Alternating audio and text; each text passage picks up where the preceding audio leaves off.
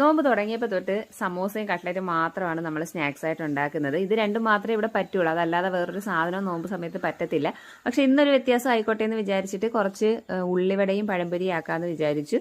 കടയിൽ കിട്ടുന്ന പോലത്തെ ഉള്ളിവടയല്ല, കുറച്ച് സിമ്പിളായിട്ട് പ്ലെയിൻ ആയിട്ടുള്ള സവാളയും പച്ചമുളകും ഇഞ്ചിയും കറിവേപ്പിലയും മാത്രം ഇട്ടിട്ട് കുഞ്ഞു കുഞ്ഞു പീസസ് ആയിട്ട് പക്കോട പോലെയാണ് ഫ്രൈ ചെയ്തെടുക്കുന്നത്.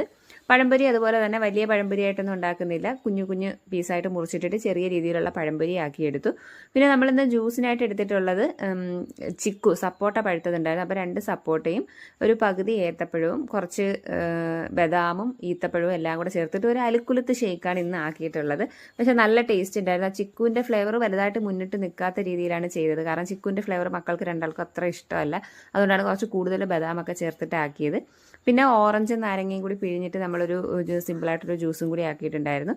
അപ്പോൾ ഇത്രയുമാണ് നമ്മുടെ ഇന്നത്തെ നോമ്പ് തുറ വിശേഷങ്ങൾ.